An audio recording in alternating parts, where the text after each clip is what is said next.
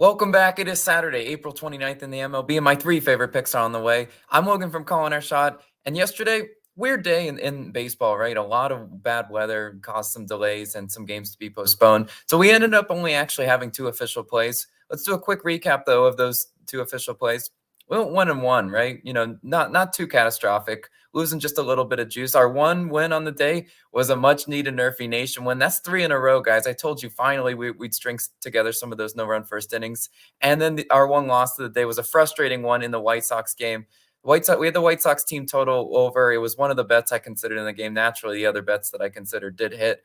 But you know what? They had so many chances. I think they went like 0 for 9 with runners in scoring position. Nothing you can do there. They needed 2 more runs, and they just couldn't quite close the deal for us. But that's okay, guys. It's the weekend. It's weekend baseball, so that means it's time to make some money. And where are we going with our first pick in this one? We're going to an earlier start time, so make sure to get your bets in. We're going to the Royals game. I'm taking the Royals on the run line, plus 1.5 against the Minnesota Twins. Minus 105 odds on FanDuel is currently your best value. And this one, I'm going to do some line reading on this one. Look, close to even odds on the run line. I always look for the plus 1.5, especially when the public is hard on the Twins run line minus 1.5, because they're not willing to lay the juice on the money line, right?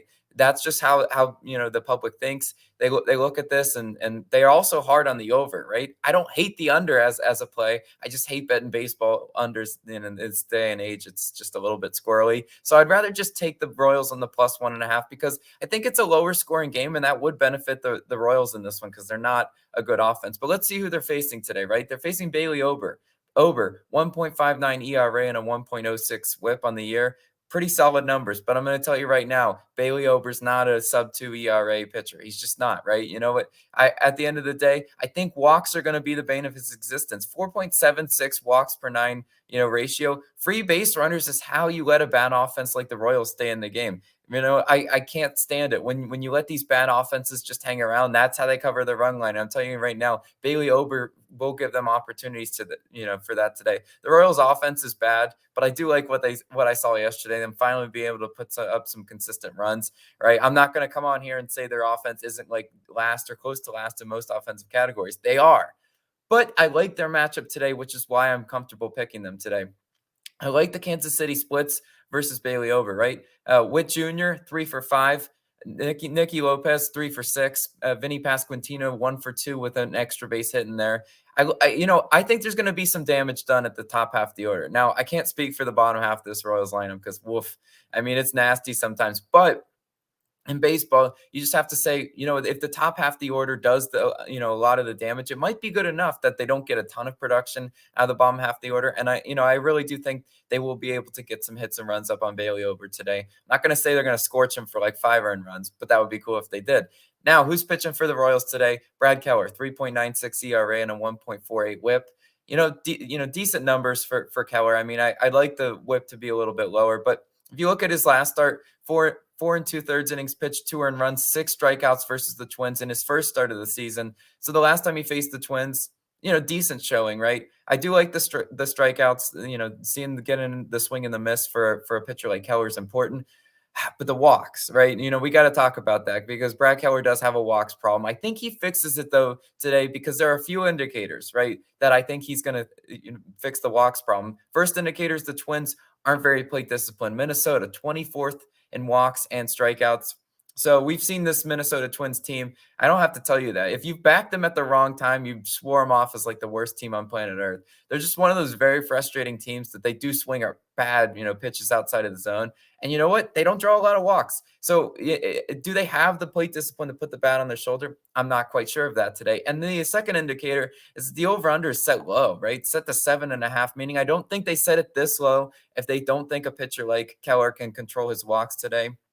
It's just typically how these lines work. If they're going to set it like an 8.5, I'd say, well, maybe Brad Keller is a little erratic today. The Twins also have scored 6+ runs in 5 straight games. I'm telling you right now, that ends today. This will regress. take that to the bank. I'm willing to stake my reputation on the Twins offense not being all that good and all that consistent. And I just don't think they're going to be able to hit Brad Keller today like everyone expects them to do. Kansas City 28th in bullpen ERA, Minnesota 14th in bullpen ERA.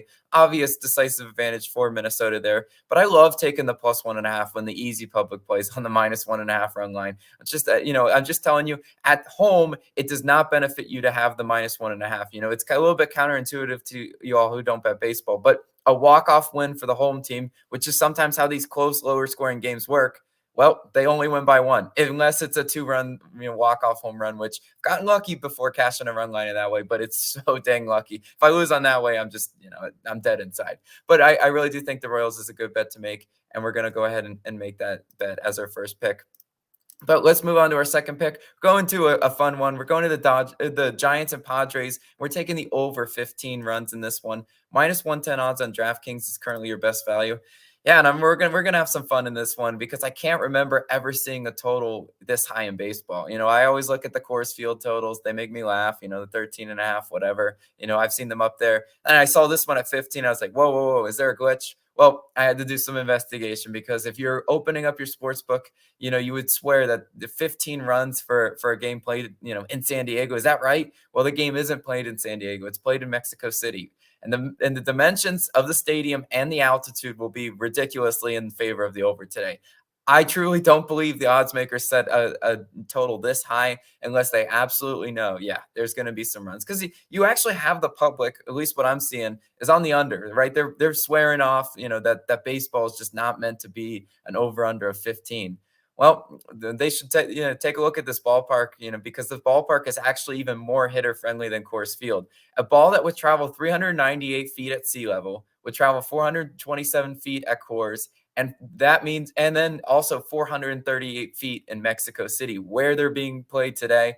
The stadium today also has favorable dimensions. You think about baseball stadiums, all of them have, different cutouts, different dimensions. But the stadium today, 325 feet down both lines and 400 feet to dead center. So combine that plus the altitude and just look at the home run props today. Because you know what? There should be some home runs for sure. It's not something I can predict, but it's something I can expect. And I do expect them to be able to, get some home runs today. Joe Musgrove makes the second start of the season today. In his first start, 5 innings pitched, 7 hits, 3 earned runs, and also 1 home run allowed. It's important that he did allow that home run there because I think Mr. Musgrove is going to be allowing some homers to this Giants offense that loves the long ball. San Francisco, 4th most home runs in baseball. They swing for the fences a lot of the time. And you know what? I like that. I also like their splits versus Joe Musgrove because they have ridiculous splits. Jock Peterson has 4 home runs against Joe Musgrove. Crawford, Wade, Haniger, Estrada, Yastrzemski, Conforto, and J.D. Davis all have career home runs against Musgrove. If it seems like I just named the whole entire Giants lineup, I essentially did, and they all have homered against him.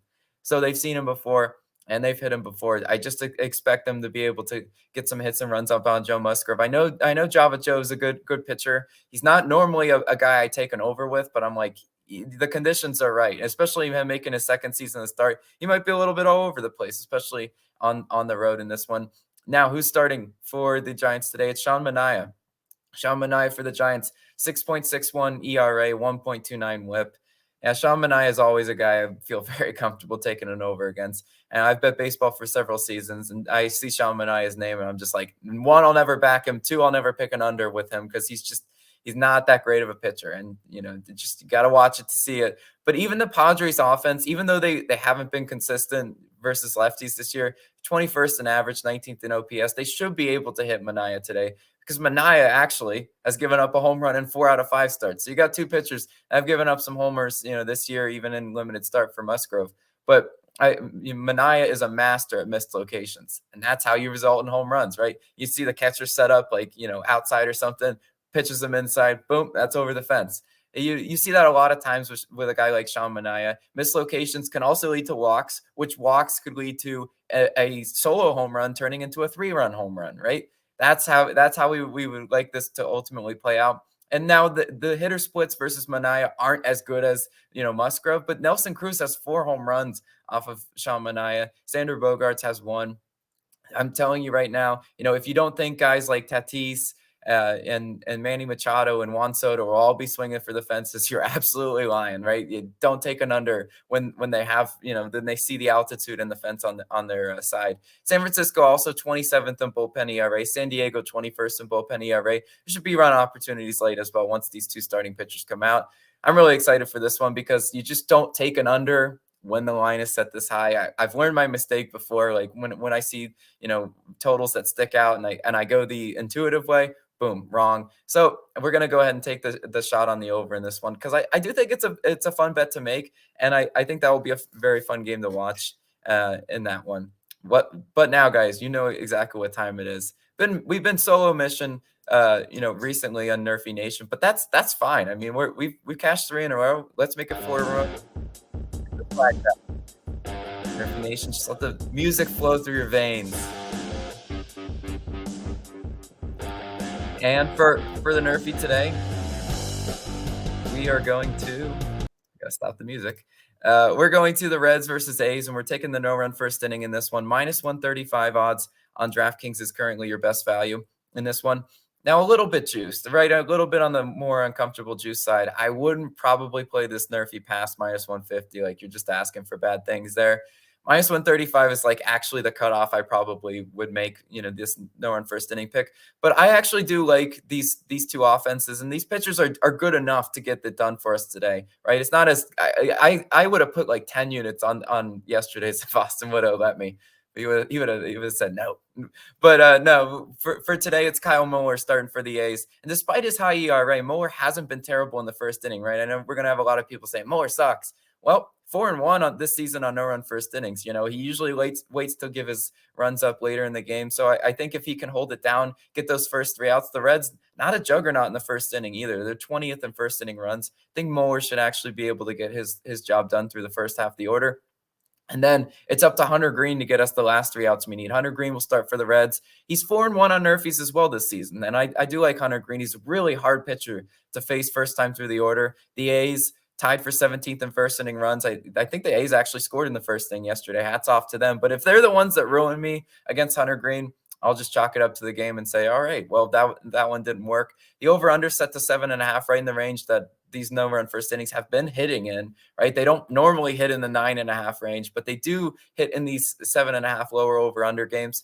I think it's a really good bet to make. I think these two pitchers are certainly capable of getting 3 outs, just as long as they, come out and don't, get a little bit jittery, because I've seen these two pitchers get a little jittery before. But I still think we have a really good chance of flying the flags today. Let's go Nerfy Nation. We can make it 4 in a row today. And I would absolutely love that in the weekend. But that'll do it for our picks today. Let's do a quick recap of what we're rolling with. We're going with Royals plus 1.5 on the run line. We're going with the Giants and Padres over 15 runs in that one. Oof. And then we're also going with the Reds and A's no run first inning. Thank you guys so much. Let's have a great weekend this weekend. Let's make some money. I'll be back tomorrow. See ya.